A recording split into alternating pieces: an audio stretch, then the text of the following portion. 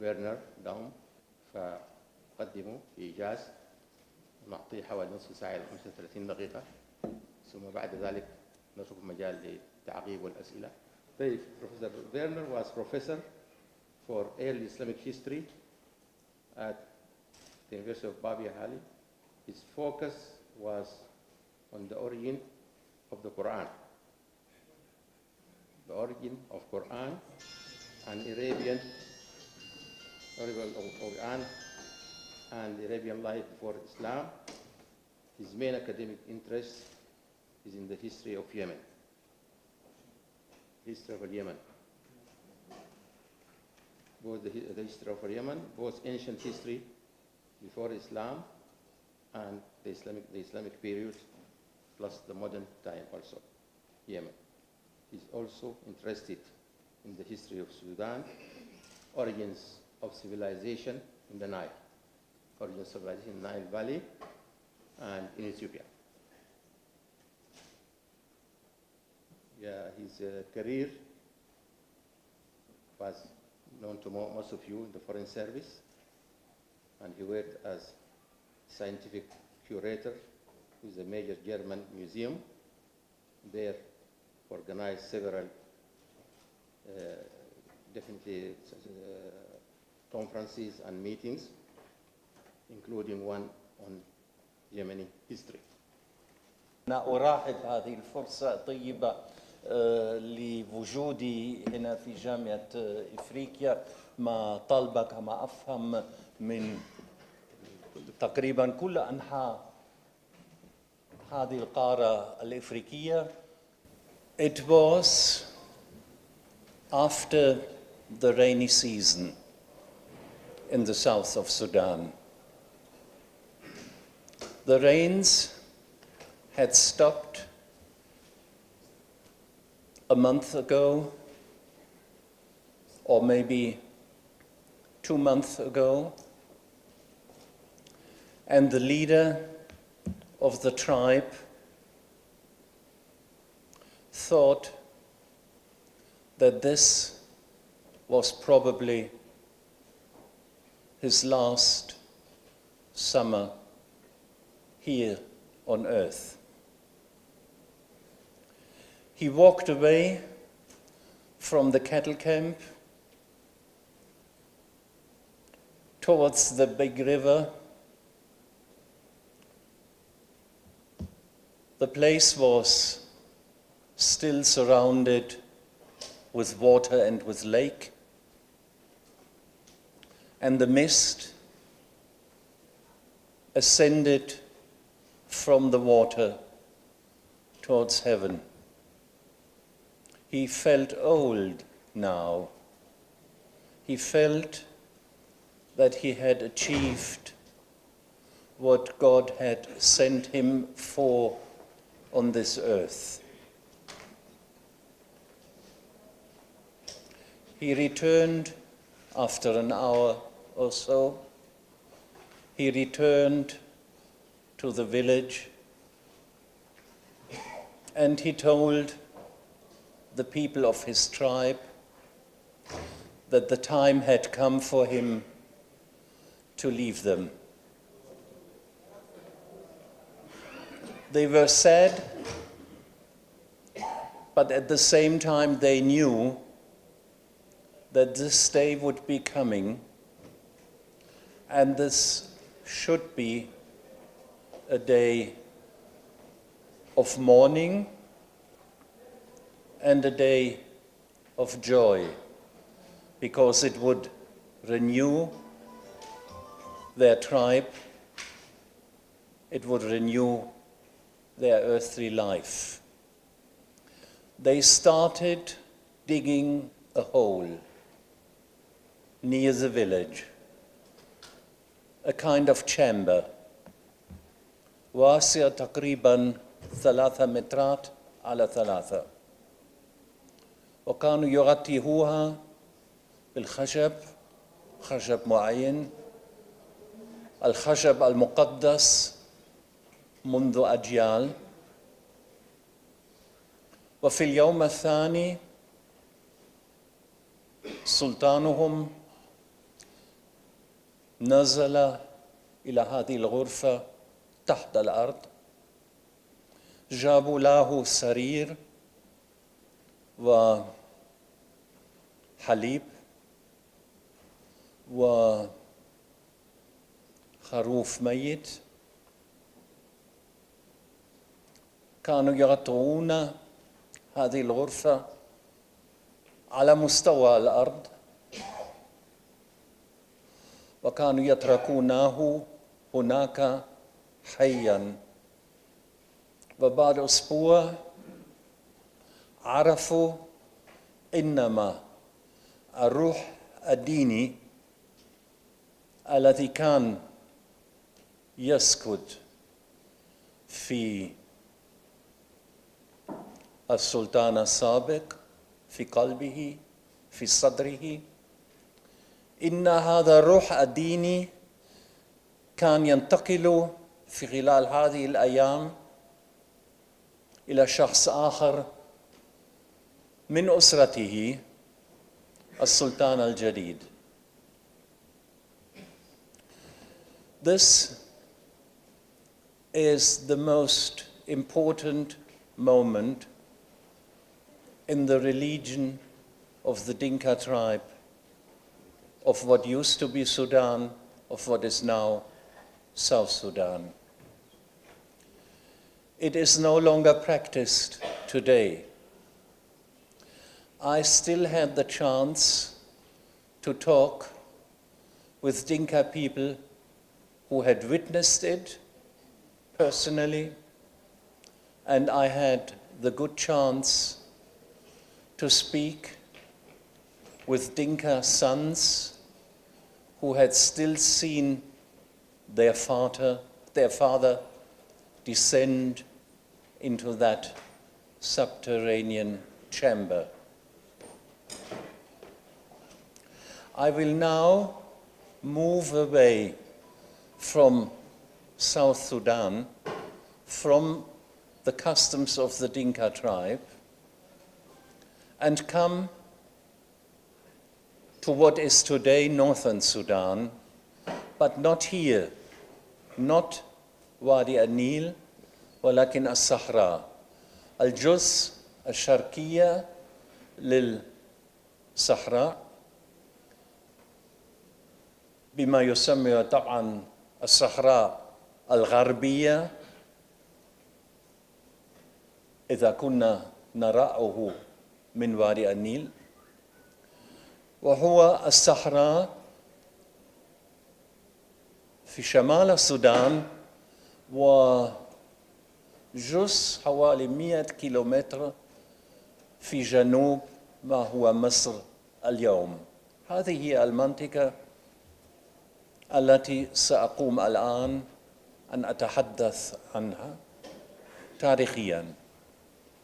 قبل ما ننتقل من جنوب السودان سابقاً إلى الصحراء، أريد أن أراكز، وسوف نعود على هذا الموضوع، أريد أن أراكز على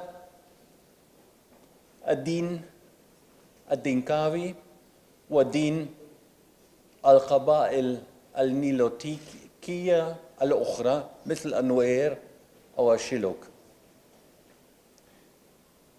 هذا هو بما يسمى اليوم دين إفريقي، ولكن هذا الدين الإفريقي هو الدين الرابع الذي يعتقد إلى توحيد الديني، إلى توحيد الإله الذي قام في بداية العالم وكل شيء. اسم هذا الإله باللغة الدنكاوية نيالج. نيالج من الناحية الجراماتيكية، من الناحية اللغوية، لوكاتيف، وفي نفس الوقت فوكاتيف، مثل إذا نقول بالعربي يا أما يا سيدي يا أستاذة ومعناته أنت الذي هناك فوق وهو الله واحد هو الله واحد وليس هو من المعروف إطلاقا إن هناك إضافة على اليهودية إضافة على المسيحية إضافة على الإسلام إن هناك في إفريقيا في جنوب السودان دين آخر أو أديان أخرى ولكن أنا أظن أن الدين لكل هذه القبائل دين واحد هناك دين آخر مبني على تفكير أو التوحيد دين لإله الذي خلق العالم وخلق كل شيء وخلق الإنسان ولكن الآن ننتقل إلى الصحراء وبعد ذلك سوف نعود إلى الجنوب وأخيراً سوف نمر إلى شمال وادي النيل ما هو اليوم مصر. The desert, the Sahara, of course, is today a place where there is no possibility for living beings.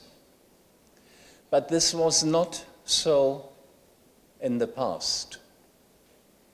The Sahara was extremely dry and hot until about 12,000 years ago, 10,000 before Christ. It was even drier than today, even if that is almost impossible to think. About 12,000 years ago, an enormous climate change took place in the world. The Ice Age retreated in Europe towards the north. Countries like Germany or France, which had been covered by ice, became hospitable, vegetation grew, animals conquered the place, and man followed. At the same time, and probably for the same geological reasons, the monsoon belt here in Africa moved northward for about 800 kilometers to a line roughly 100 kilometers north of what is today the border between Egypt and Sudan. This happened around the year 8,500 before Christ, during a period of approximately 100 years. 100 سنة يبدو لنا كبشريين فترة طويلة جدا أطول مما قد قدم لنا لحياتنا ولكن على الصورة الجيولوجية 100 سنة هي لحظة وأقل من لحظة في تاريخ الأرض. حدث في إطار حوالي 100 سنة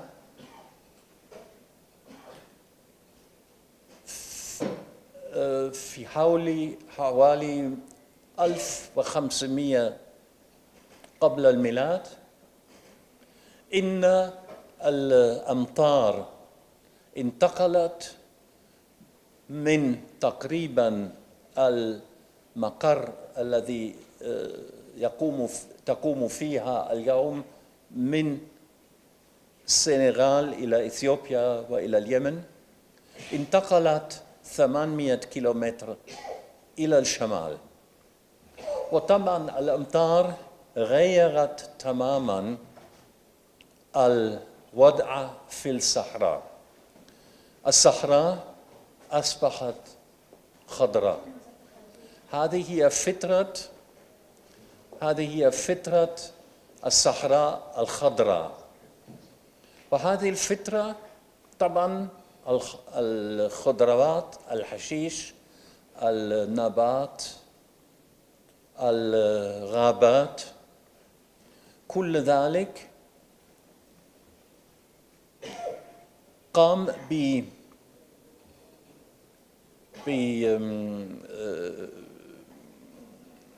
بافتتاح هذه المناطق على الحيوانات الإفريقية الكبرى: الفيل، الجراف، الرينوسروس، التمساح وغيرها.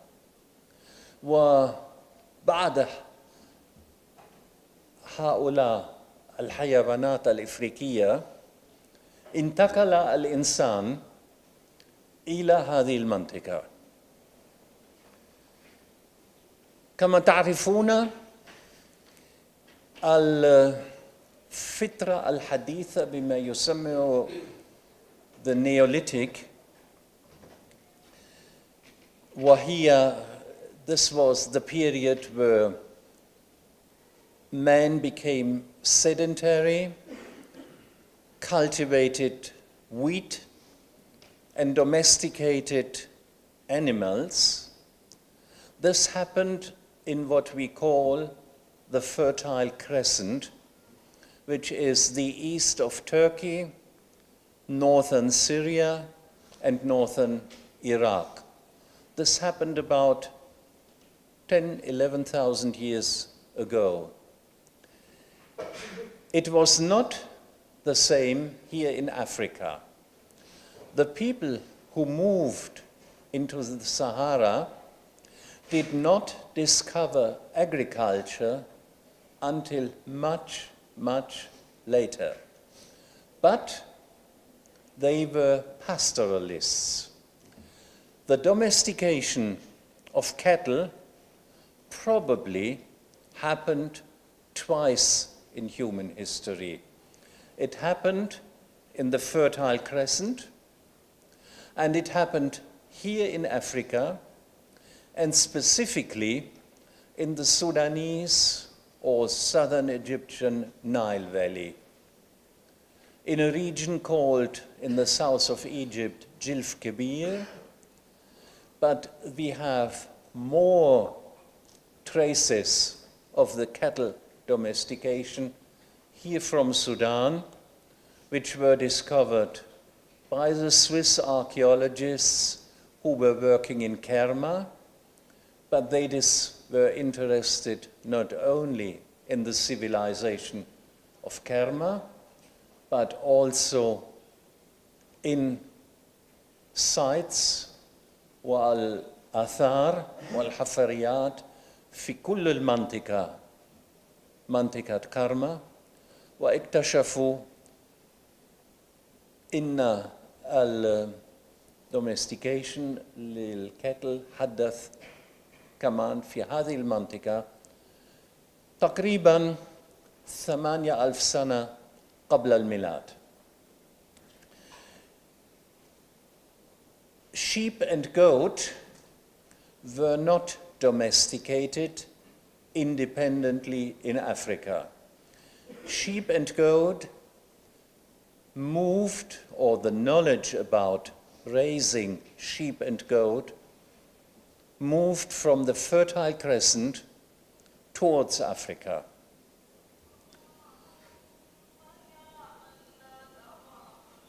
Is that already?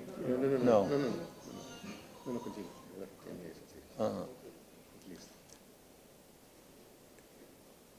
As I said, human beings conquered what had become the Green Sahara around the year 8000 before Christ. Roughly at that time, they succeeded in domesticating wild cattle. This continued for about 3,000 years, a very long period. But if we look back from today, it seems short and far away. But 3,000 years is enough to develop a civilization. These people were not wild and brute.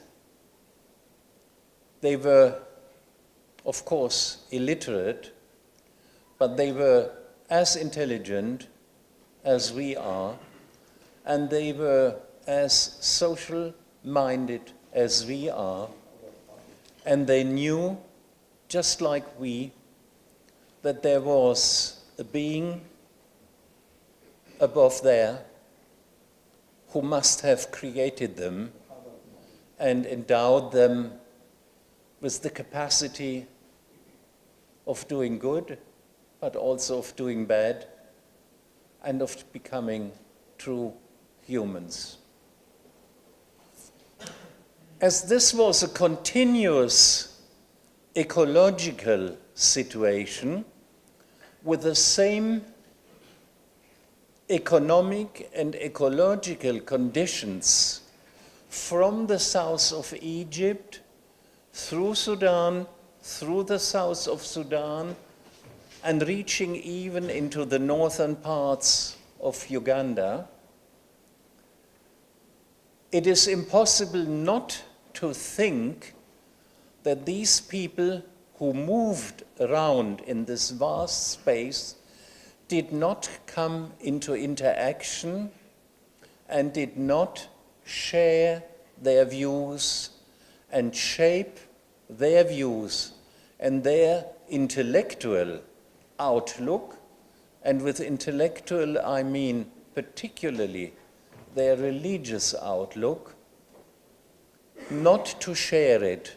We must assume that these people roaming around with their cattle in the Green Sahara, that these people had one social structure and one intellectual outlook and one and the same religion, covering this large whole region. You will already notice from that what will be my conclusion after another 15 or 20 minutes.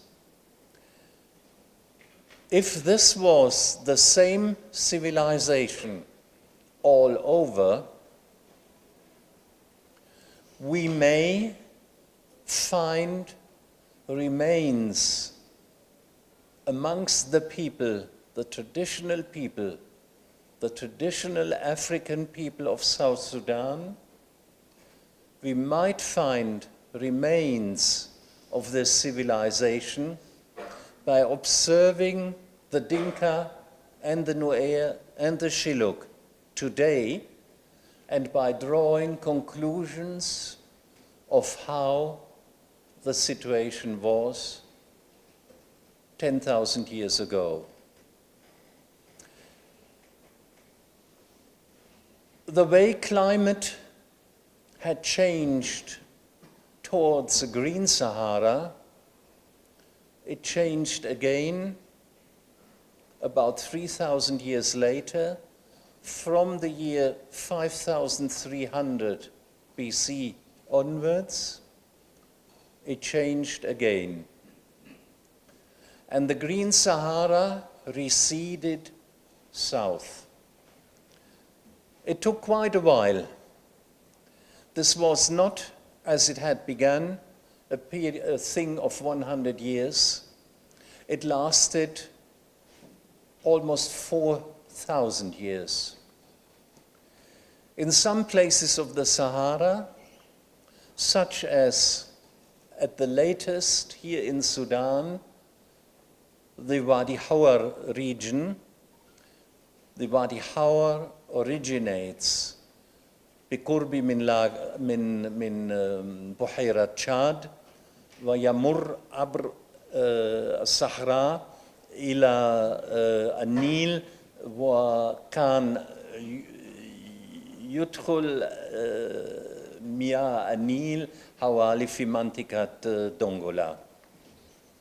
هذه كانت آخر منطقة خضراء ومناسبة لحياة الإنسان وحيواناته، آخر منطقة في الصحراء التي قامت بالconditions بالإمكانيات للإنسان على أن يعيشوا هناك.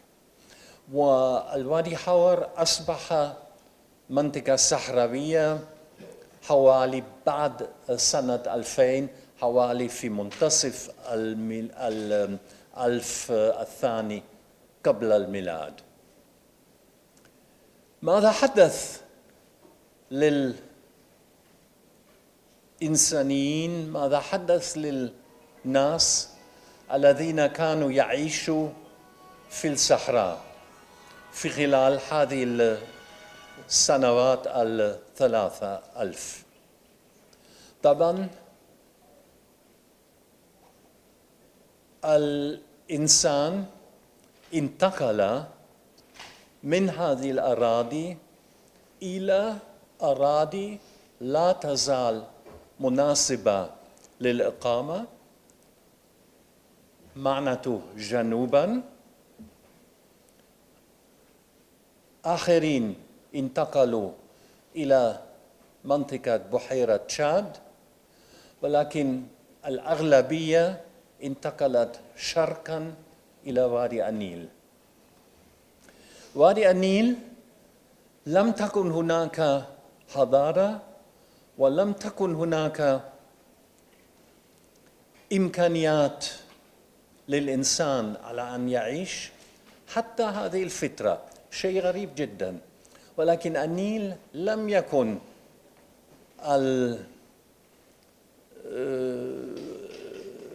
الوادي الذي نعرفه اليوم، ولكن نهر كبير جدا حوالي 4 أو 5 مرات المياه التي تنقله إلى البحر المتوسط اليوم.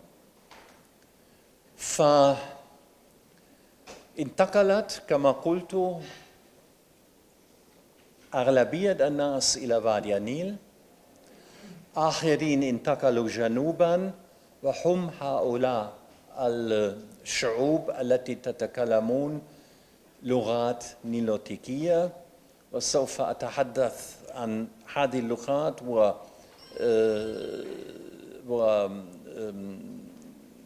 dispersal وانتشار هذه اللغات من الصحراء غدا في جامعة الخرطوم، وأرحب بكم طبعا هناك كمان. وآخرين انتقلوا إلى وادي النيل وإلى جبال النوبة. فطبعا أصبح هكذا ازدحام الناس ووجود الناس في وادي النيل وفي سواحلها أكثر بكثير مما كان في الصحراء. في الصحراء كان في مكان لكل واحد، لا يحتاج على أن يتحدث مع الجيران، المنطقة مفتوحة. ولكن على وادي النيل مع الصحراء أصبحت ازدحام الناس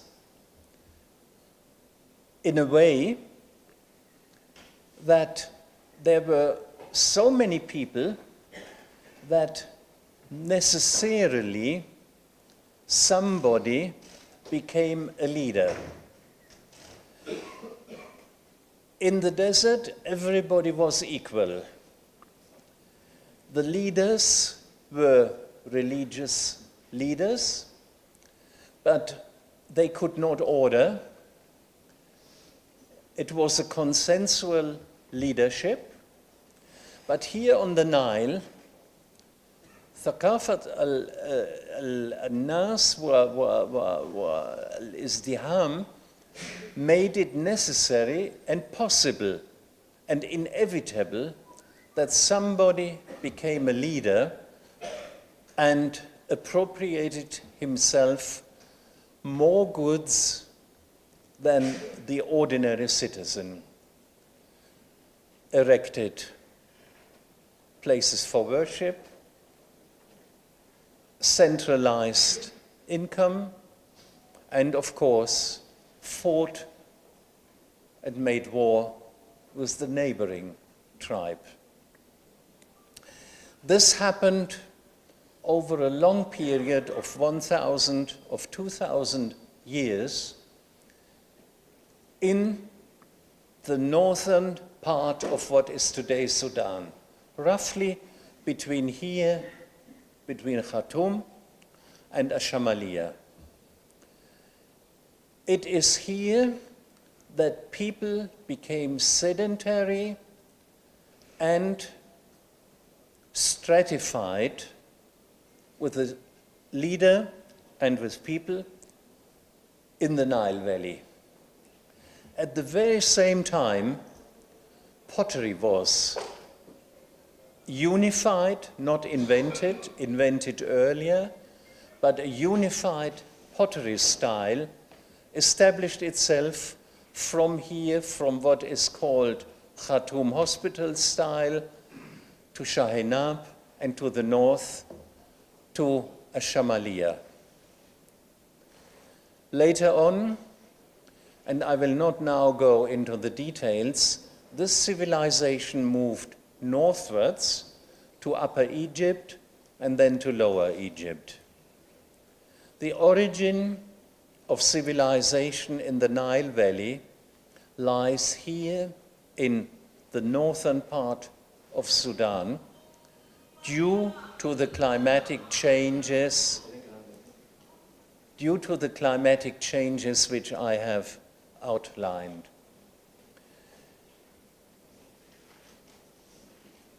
This south-north movement has continued into historical times. If you compare here في المتحف الوطني إذا كنتم بمقارنة الفقرات مثلا لدولة كارما أو للفترة بما يسمى A and C cultures in Sudan، إذا كنتم بمقارنة لهذه الفقرات مع الفقرات التي بدأت في مصر في نفس الوقت، أنتم ترون إنما طريق الحضارة انتقل من جنوب إلى شمال إلى مصر. I began with a word on the priestly leaders of the Dinka. What is the beginning of the Egyptian state?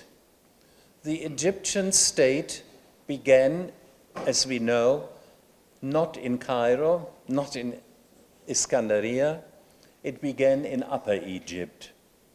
The two capitals of earliest Egypt in the 4th millennium were Abydos and Hierakonpolis in Upper Egypt. The predecessors of the pharaohs, what we call today Dynasty 0, which means before the first dynasty, and even before the tribal leaders who established both capitals, Hierakonpolis and Abydos, were buried there. How were they buried? No pyramids. The pyramids came 1,000 years later, a room was opened in the earth, and Pharaoh would descend in that room. It would be covered, and this was it. The same way people, leaders, had been buried in the Sahara before, the same way leaders of the Dinka continued to move from here to the other world, to our day. Why are the Dinka, why are the earliest pharaohs buried in that way? We cannot ask the earliest pharaohs. They have been dead for over 5,000 years. But I have been able to ask the Dinka priests. And I have found out that the Dinka priests believe that they are from God, that God came on earth in the very far away past, and that God engendered the first of their ancestors, and that they carry in themselves the immanence of God, which is alive only as long as the body is alive. The immanence of God would die if the sunduk, the body where it is embedded, would die a natural way. This is why the Dinka priests had to go to this subterranean place and expect their death. This happened, of course, in a similar way, as you all know, with the Shilluk kings until the 1950s. The same with the earliest pharaonic period. Pharaoh also is part human and part divine. Pharaoh gets the divine immanence exactly the same way as the Dinka priests thought they had got their divine immanence. Pharaoh considered himself, and was considered by his people, as the Son of God who had approached his earthly mother and conceived the new Pharaoh who would possess this divine immanence. I believe, and I'm not the only one, that the idea of mummification, which was at the beginning reserved in Egypt only for Pharaoh, not for the human being as we believe, but only Pharaoh was mummified at the very beginning, that this was a way of preserving the divine immanence in a living body so that it would not die and bring calamity to the people. There is another element which points to this. The Dinka priest would seek his death after roughly 30 years. He would become a leader at around 20, and when he would be 50, he would feel that he would lose his strength and that it was time to go away into the heavens. The same can be found in ancient Egypt. This you may not know, it is rather specialized knowledge for Egyptologists. Pharaoh celebrated a great festivity after 30 years of rule, which is called in ancient Egyptian Heb-Sid.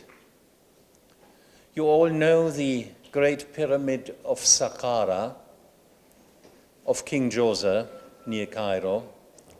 This pyramid, but especially the surrounding area, was built in order to celebrate such a feast, a Heb-Sid feast, for King Djoser. The most complete